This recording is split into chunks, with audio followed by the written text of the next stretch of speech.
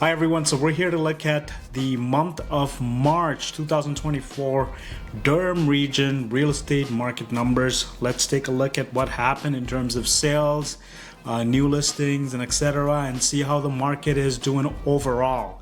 And then at the end, I'll also be adding in a median price for the major cities from the peak, what they were selling at as opposed to what they're selling at right now.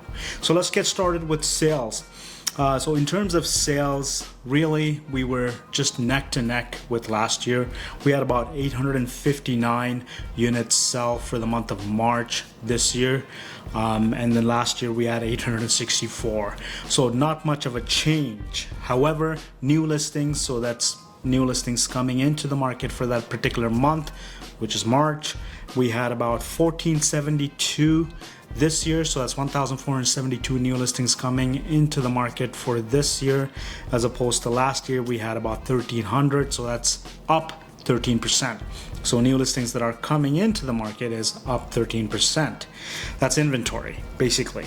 Active listings. So this is also important. Active listing, what active listing is at the end of the month. How many units are available for sale? That's what active listing is. And last year we had about 852. That has jumped up about 8% at 920 this year. Because the active listings as well as the new listings that are coming on added more inventory than last year, the months of inventory for Durham region also went up to 1.1 from 1.0.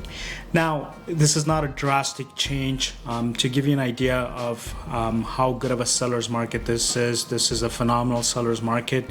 If you price your home right, if you show your home right, your home will sell in this market, no doubt. So again, the property days on market, so that's how long a particular property, whether it's listed one time or whether it's relisted, takes to sell, is about 29 days in Durham region. That went up 2 days compared to last year. Now, of course, this is property days on market, which means if a property was overpriced and they terminated it and they relisted again, those days are also counted. However, you should be able to sell your home within 2 weeks without any problem if you're selling.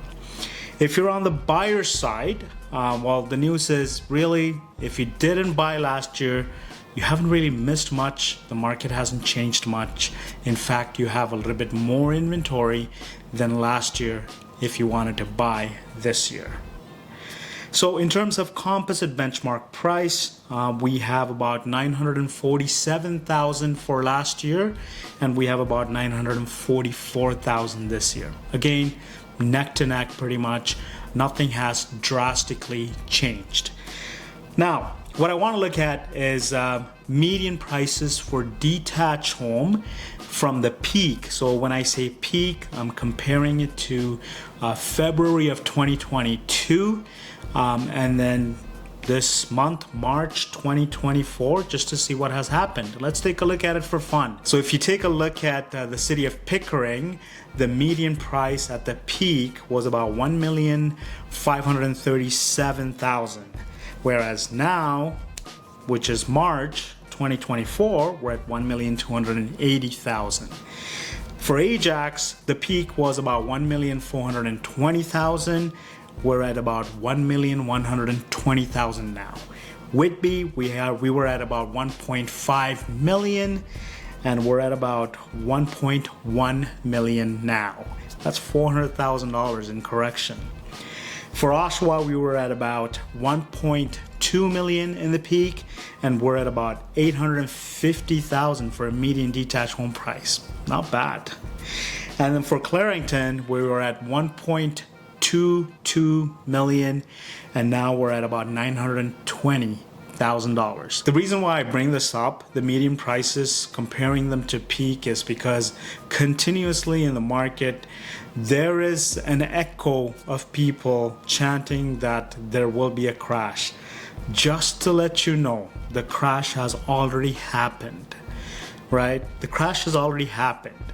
What tomorrow brings when I say tomorrow, I'm saying next month, a couple of months, 6 months, 1 year, 2 years.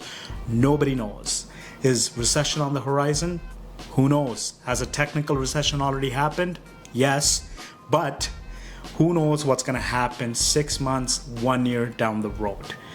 But this is to emphasize that if you're looking for a major correction in real estate, it has already happened. And for the buyers, I do sympathize.